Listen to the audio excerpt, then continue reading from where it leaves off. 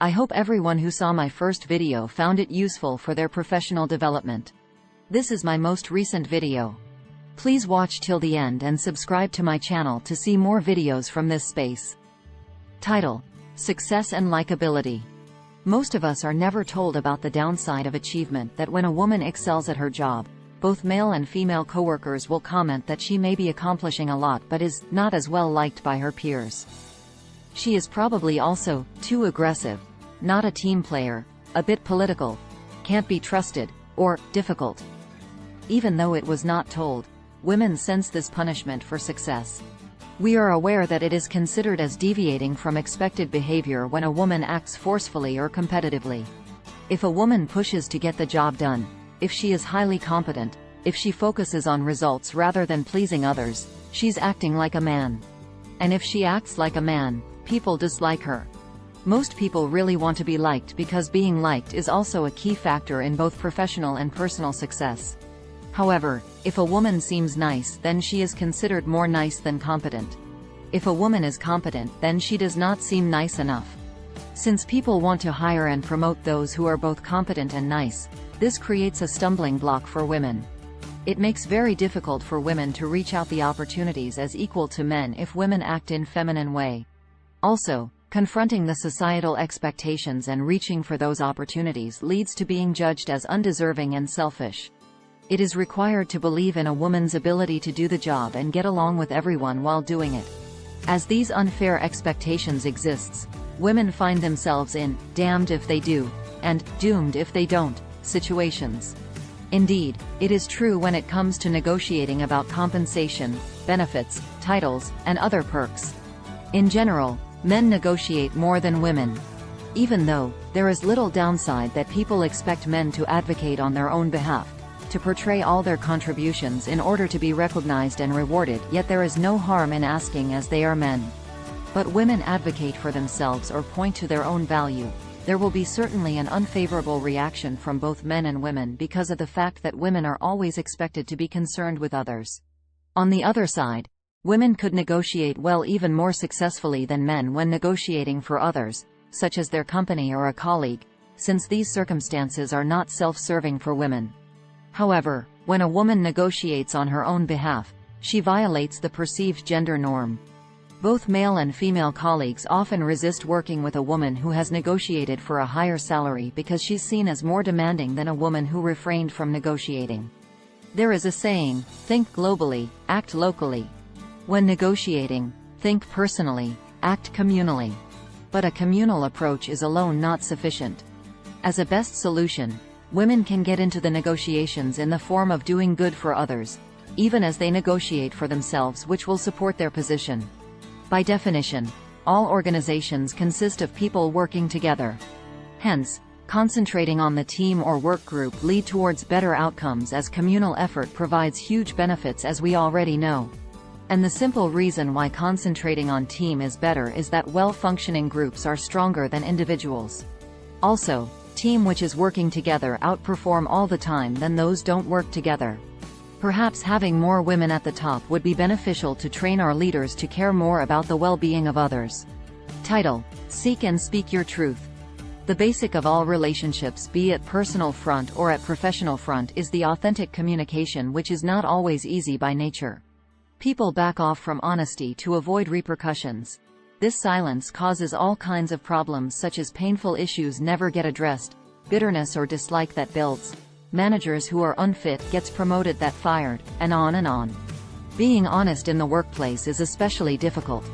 All organizations have some form of hierarchy, which means that someone's performance is assessed by someone else's perception. This makes people even less likely to tell the truth. Every organization faces this challenge, no matter how flat it tries to be.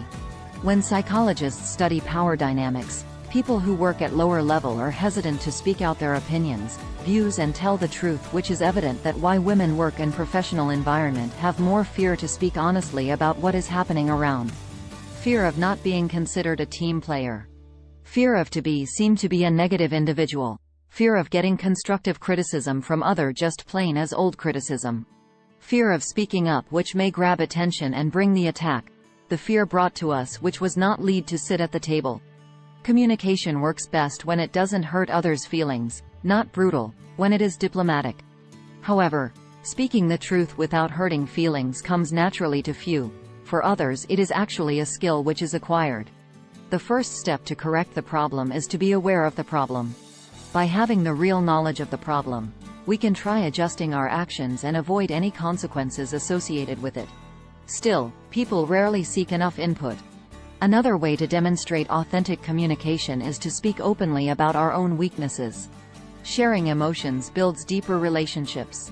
Motivation arises from working with people we care about and working on things we care about. Emotion drives both men and women and influences every decision we make. Realizing the role of emotions in human life and willing to discuss them makes us better managers, partners, and peers. People are afraid to speak about their home situations at work and pretend that professional decisions are not affected by their personal lives because by definition, one should never interfere in another. But, of course it can and it does. There will be a time in future where crying at workplace or showing the real emotion may no longer seen as embarrassing or weak. And maybe the empathy and warmth that have historically held some women back will make them more natural leaders in the future. Meanwhile, we can all fasten this change by committing ourselves to both seek and speak our truth. Title: Make your partner a real partner. We were not unique. In the last 30 years, women have made more progress in the workforce than in the home. According to the most recent analysis, in United States the mother does 40 more childcare and about 30% more housework than the father when both husband and wife are employed full-time. A 2009 survey found that only 9% of people in dual-earner marriages said that they shared housework, childcare, and breadwinning evenly. In India, women do more than 10 times as much childcare and nearly 30 times as much housework as men. Though there is an increase in men taking more household responsibilities, this increase is very slow and still we are too far from equality. If women want to succeed more at work and if men want to succeed more at home, these expectations must be challenged. As we use willpower to combat biology, at least we try, and it is rooted in biology that mother knows the best when comes to children. All it needed is a willing mother and a willing father to bring the change.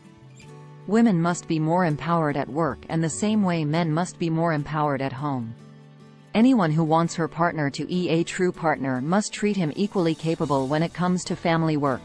There may be a chance for opposite effect, which is common when women assign or suggest tasks to their partners. I.e., the impression that she is delegating, and it becomes easy for men to feel or think like he is doing a favor. Instead, the process should make each partner in charge of specific activities, which makes sharing responsibility a real sharing responsibility. We all need to encourage men to lean into their families. The image of a happy couple still includes a husband who is more professionally successful than wife. If the reverse occurs, it is viewed as threat to their marriage. Research supports that equality between partners leads to happier relationships. When husbands do more housework, wives are less depressed, marital conflicts decrease, and satisfaction rises.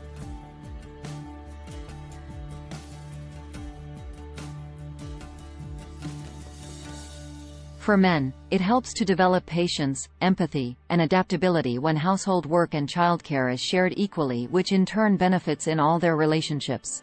Men in younger generations appear more eager to be real partners than men in previous generations is a good news. Already more women lean into their careers. More men need to lean into their families too. We need to encourage men to be more ambitious in their homes. Final key message summary.